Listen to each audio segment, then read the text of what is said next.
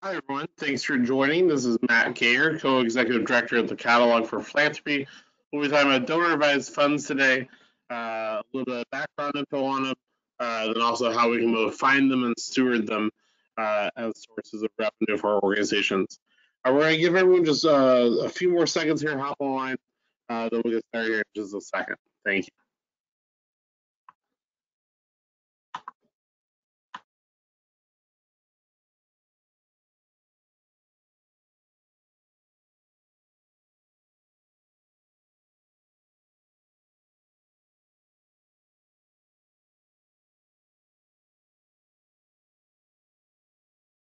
All right, we had a couple more folks join. So again, my name is Matt Gayer, co-executive director of the Catalog for Philanthropy. We'll be talking about donor advised funds today, how to learn more about them, find them, and ultimately steward them.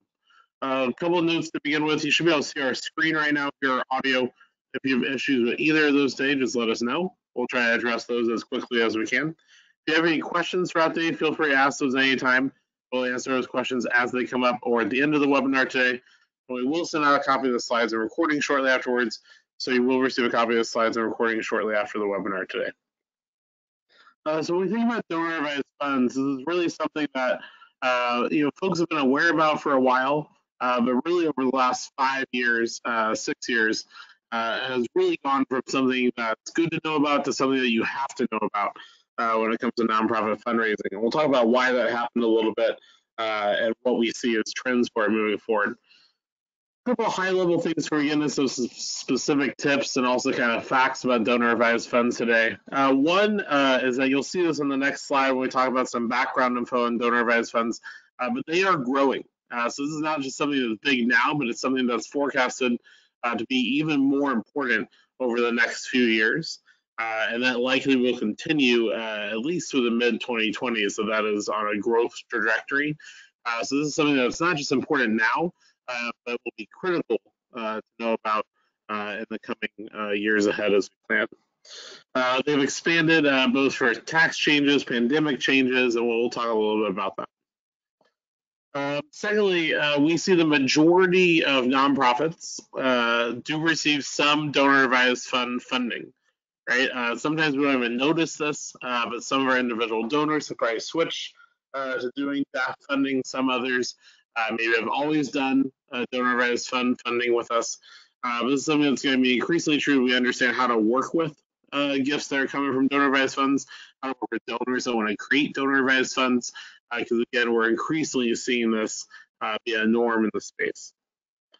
And then finally, we know one big nonprofit complaint about donor advised funds often is the sense that it's a little bit of a black box of information, right? So you can't necessarily just Google who has a donor advised fund, right? There's not some type of easy way to find out who set those up. There's not a public directory or anything. And often the network of donor advised funds are really tied towards the sponsoring organization, right? So whether that's the local community foundation where you are, Bank of America, Fidelity, Schwab, right? A bunch of other kind of sponsors and kind of organizers of these funds. We have to talk to each one individually. There's not really a regional association of them. There's not a lot of guidance necessarily for them. So we'll talk about what that means for outreach today, how to get in touch with them best, and what is and kind of isn't possible there. So first, just making sure we're kind of level setting, we're all on the same page when we're talking about donor advised funds, right? So donor advised funds are one of those things that folks are referring to these days as a philanthropic vehicle, right? A tax vehicle, which basically just means it's something that folks can do, right? That's going to impact how they're giving and how their taxes shake out at the end of the year. So in this case, it's something that allows donors to put a bunch of money in a donor advised fund once, get the tax benefit for putting that money in there, right? So let's say they put $100,000 in there. They then are treated as if they donated that 100K that year. But that 100K doesn't actually have to go to any nonprofits yet, right? It goes to an account they have with Schwab or Fidelity or whoever.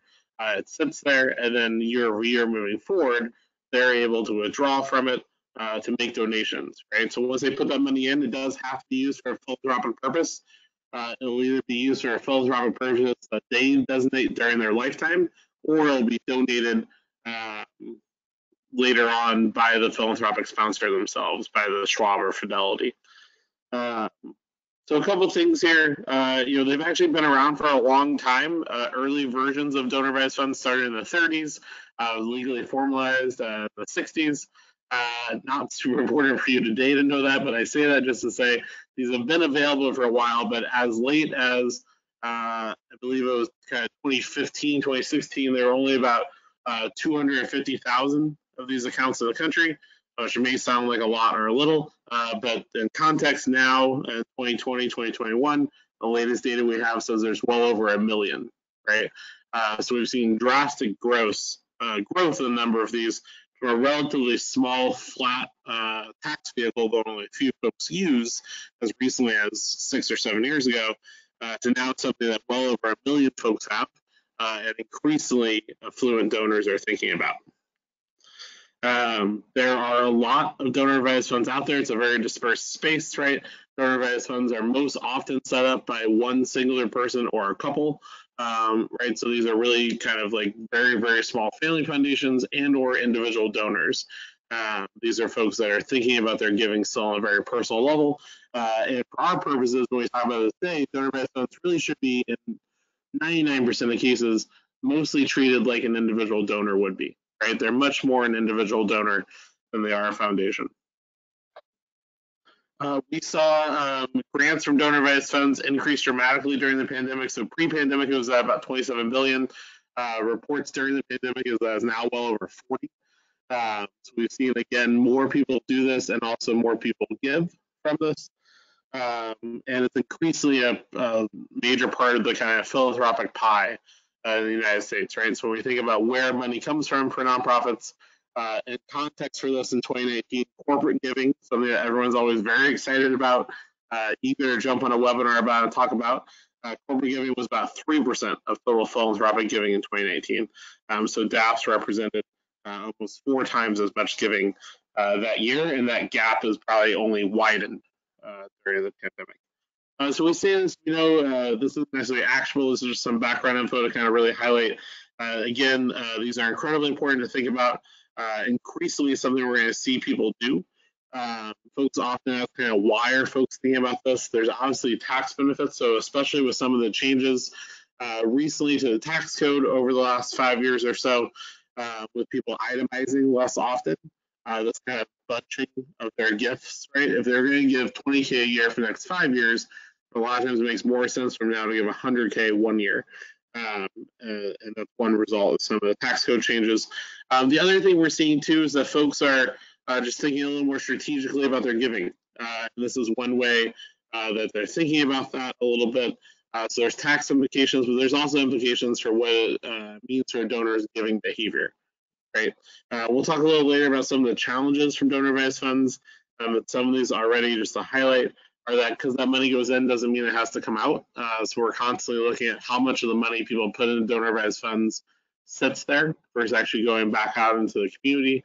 What happens to those funds if that donor passes away? And then all of a sudden you have Fidelity or Schwab or some of these big banks with a lot of money that's earmarked charitably, but not a lot of direction on how to use it. And then kind of non-policy wise, nonprofits are often thinking about how do we find these donors, right? We'll talk a little bit about that today.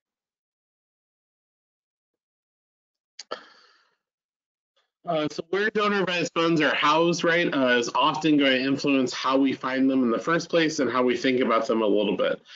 So there's kind of 2 buckets for where you're going to find a donor advised fund. In most cases, I'll say there are, as these have kind of blown up, right, not surprisingly, more people are looking at these as opportunities.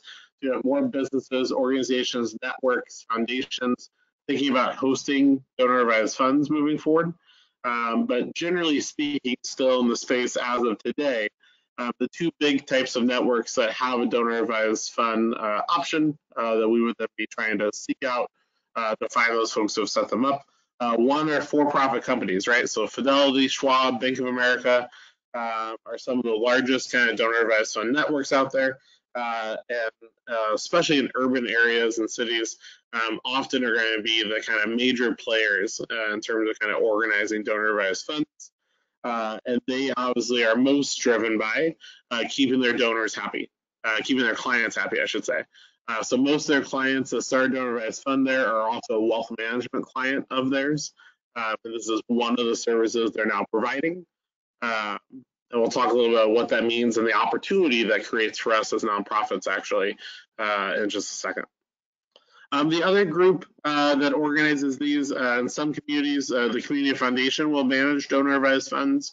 So for those of y'all that are based in the DC area that are tuning in with us today, that's true, right? So the Greater Washington Community Foundation has a large amount of donor advised funds that they organize, right, that they host. These are often going to be donor advised funds that are the reason they're supporting those and sponsoring those is more of a community service, right? So they see this as an opportunity to hopefully galvanize support for the local community and encourage philanthropic giving. And there's going to be a fair amount of mission alignment.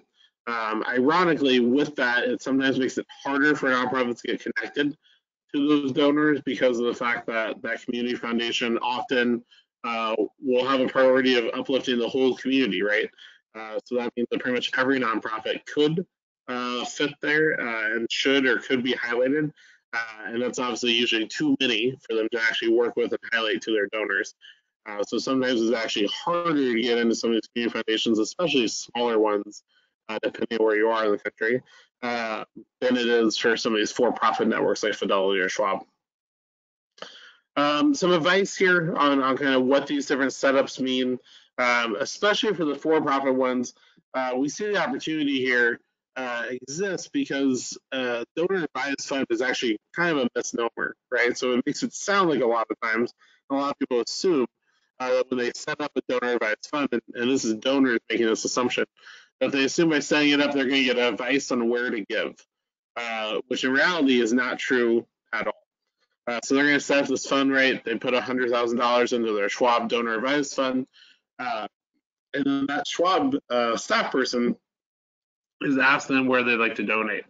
And often they may not know, right? So we also saw during the pandemic an interesting shift with donors from affluent households who are the ones who are most likely to be using these donor advised funds as tax vehicles. We saw a shift that they shifted from organization focused giving to issue focused giving. And that might sound like the same thing. So what that means is the majority of affluent donors pre-pandemic gave and explained their giving by a loyalty to a specific nonprofit, right? I'm really loyal to X, Y, or Z organization, so I give there every year. At least early returns on, and we'll have to wait to see how this bears out in action, but at least in terms of what they are saying their preferences are, affluent donors have shifted that to be the majority are saying they're giving based on issue affiliation. So it's no longer I give to XYZ organization because I'm loyal to XYZ organization. It's now I give to youth education, for instance, because I'm loyal to youth education, right? I'm passionate about youth education. So as that shift has happened, we're seeing a lot of folks with donor advised funds asking their financial advisors, hey, I want to support racial justice locally, and I also care about STEM education, for instance. Do you have some nonprofits come to mind? Those financial advisors do not largely have nonprofits that come to mind. They haven't had to do that before. They are not philanthropic advisors. So they are often looking for good local organizations to be able to refer to their clients. And this is where the opportunity arises, right, for nonprofits, especially for smaller community-based nonprofits. That if that financial advisor knows you, has heard your name rate, has seen some of your materials, etc., it'd be a lot more likely that you're top of mind for them, and a lot more likely that when that question comes up, if it's a fit for what you do, that they're going to be able to list your name, right? Because they're not going to take the time to do a ton of research. They're going to look for kind of who's showing up first. So this means we both need to pay attention to our search engine results when we think about what's Googled and what comes up. Do we come up with certain Google searches? And we need to think about how we get in front of those financial advisors to build those connections so we're top of mind for them when their clients ask for a nonprofit like us. So we'll talk a little bit more on how to do that here in just a second. Again, these advisors aren't going to be your advocate per se. They're not going to have someone set it up and say, hey, you really should donate to XYZ nonprofit, right? Again, their interest is keeping their client happy. So they're going to follow their client's lead. So if that client is organization specific or already has an idea in mind about where they give, they're going to follow that. But you do have a lot of folks setting this up, donors that are looking for advice. And this is one easy way we can help financial advisors give it. So with that, thinking about how to tap into, especially again, those for-profit networks, community foundations, you definitely can follow a lot of the same advice for, and a lot of these things are true again. It's just because they don't have necessarily the financial incentive, they're thinking about this sort of community perspective.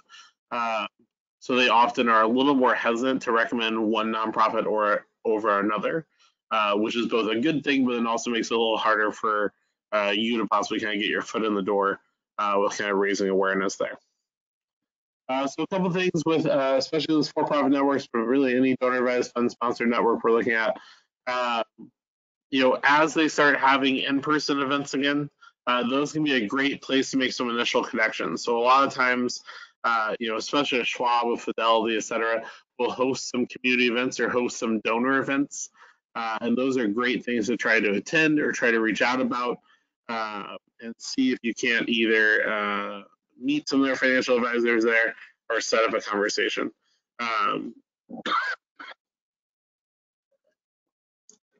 Often the best thing to do with that, and in general with this, we talk about making sure we don't blanket everyone on the team. We want to really think about specifically, can I target A, the financial advisors specifically, and B, hopefully at like our local office, right? So if I work in Bethesda, can I target the Bethesda office of X, Y, or Z financial advisory firm, right? The more local it is, the more likely they are to take that email, take that call or initial meeting. So that's what we kind of highly recommend kind of looking at there. Secondly, we want to make sure we have some really easy to use materials for them, right? So a couple digital versions, and then also offering to leave some physical things behind if they want to display them at the office. That always isn't going to be taken up on, but there are definitely times where, like, yeah, sure, we'll leave some brochures out in the waiting room, right? Or we'll leave some things around in case people have questions. Can hand them out. Then obviously the digital copies can be used anytime they're kind of emailing with a donor. So really simple. Try to keep it to a page at most, right? We want this to be just a quick breakdown of what we do and what giving can support.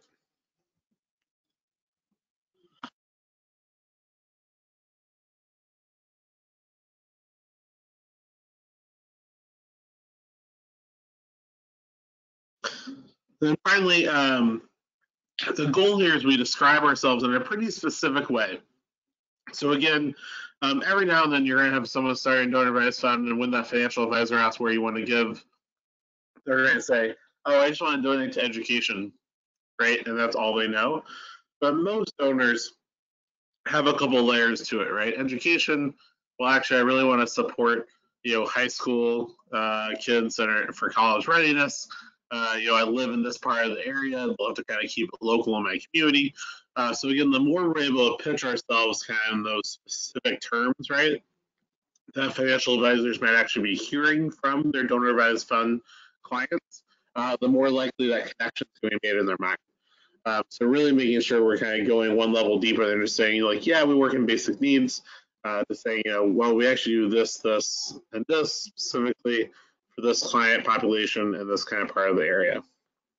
The only other thing we want to avoid here, we already talked about kind of the blanket outreach, is not feeling like we're pitching the financial advisor, right? Now, granted, if they end up becoming a donor or get engaged, that's icing on the cake. We're really looking to kind of pitch them on the fact that we're here to help them, right? Hey, when you get donors that care about this, I can guarantee you they're going to have a positive experience as a donor of ours, which is going to reflect back positively on you, right? They want to know that who they're recommending is both going to do good work that makes a donor feel good and is going to treat their client well, right? Because again, if they're recommending it, it's going to be a reflection on them. So that's what we're helping them understand, that we're going to take care of their client and that they feel kind of safe kind of making a recommendation to us.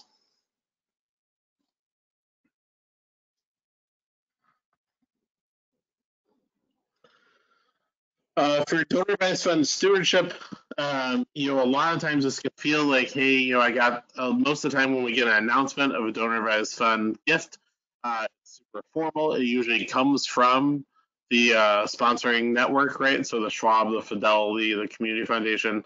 So it's kind of uber professional, seems kind of legalistic, and a lot of times that can make it feel like we don't really need to thank them, or we end up thanking the network, right? Thanking the advisor. Um, what we should do here typically is we want to try to steward the donor themselves, right? So most of the time, not all the time, but most of the time, the individual donor's contact information will be included with the gift acknowledgement that went to you, right? Saying that 5K from this donor advised fund is being released. Here's the donor's information. You can use that information to get in touch, and you should steward them just like you would any other major donor, and possibly spend even more time. Right, the average size of a donor advised fund in 2021 was $150,000 in assets. Right, so there definitely are some smaller, but in most cases, people are not setting up a donor advised fund unless they're putting at least 50K and usually 100K into it. So we know there's probably more to give and possibly long-term year-over-year giving from this donor at a high level. So we want to make sure that we're stewarding them as much as possible. If individual information is not included in the initial announcement, right? So it just says it's from a donor advised fund of Fidelity. The donors are, decide to remain anonymous. Send a thank you to Fidelity, but also send a thank you to Fidelity that you asked them to forward on to the individual donor. That again, they may or may not do, but that at least gives us a shot, right, at getting our thank you in front of them if we're not able to tell otherwise. If it is from a network that we've done some work with, right, so it's from Charles Schwab and we've been meeting with our financial advisors trying to get them to recommend us, we should separately thank the financial advisor themselves, right? So we should obviously thank the donor first, the ways we just highlighted, but secondly, we should thank the advisor themselves there as well and let them know we're happy to send some more materials if they need them. And then finally, making sure that we mention that we accept and support donor advised funds on our site, and that if you have any questions about being able to make a gift to us from a donor advised fund, please feel free to reach out. It's a good reminder for potential donors that might have DAFs that they could give to you. And the final thing, I'll pause for questions from folks, is that we also want to make sure we're thinking about for our current donors, if they're asking about donor advised funds, that we can give them the right information. And this is another good way to get in touch with local financial advisors, is letting them know, hey, I actually have a pretty dedicated group of donors. I think some of them might be interested in donor advised funds moving forward. How do you work with clients, right? And could I refer them to you if they need something? That's going to generate a lot of goodwill with a financial advisor by doing that. It also gives you a resource to be able to give to your donors if they are asking you about this. So we do see more and more donors asking nonprofits about, what are donor advised funds? My friend's doing it. Do you think I should set that up? We should not be giving you that advice, right? That's kind of legal tax advice that we're going to leave for the experts. But we can recommend them go to a financial advisor for that advice. So making sure we have a DAF network in mind to point them towards. We can talk about the high level process right here. Generally speaking, this is kind of what people use this for. And have some info on the site, right? That again points to the fact that you accept donor advised fund gifts to allow people that confidence to know that they could use that as an option. The biggest thing here with donors, if they are going to set up a donor advised fund and have been giving to you individually, is letting them know the relationship isn't going to change. Just because now they have a really formal way to make their gift. There are some things that have to change with pledges, right? And written pledges and things like that. But the relationship is going to stay the same. It's just important to let them know that, kind of prep that ahead of time. And we should know kind of what changes in terms of things like written pledges when someone goes from an individual to a DAF. And then finally, just letting the donor know this is a process, right? It doesn't get set up overnight. So they may need to still kind of make their next gift individually, and they should think ahead of time about when in the year to do this because of taxes and things like that. So with that, I'll pause and take any questions folks have for a wrap up today.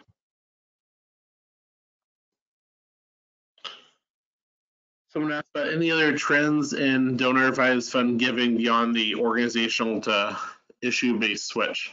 Um, Not surprisingly, we saw basic needs giving increase over the last 2 years in donor advised funds. Education and religion were still very high up there as well. Uh, we saw giving from donor advised funds and affluent donors in general increase dramatically to social and racial justice organizations. So I went from a pretty small pool of donors to kind of a 400% increase. Still smaller than we'd like to see percentage of donors considering those issues, but it is a bigger pool than it was before. Someone's asking if we have sample website text and sample processing steps to share.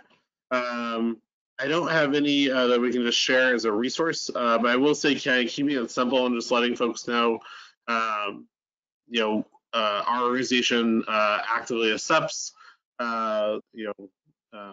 support from donor advised funds. And if you have a fund and are interested in supporting us, please contact us here. If you're a current donor of ours interested in setting up a donor advised fund, we're happy to share some initial information with you as well. So just keeping it kind of short and sweet. There definitely are nonprofits out there that have that text that I recommend kind of taking a look at as an example.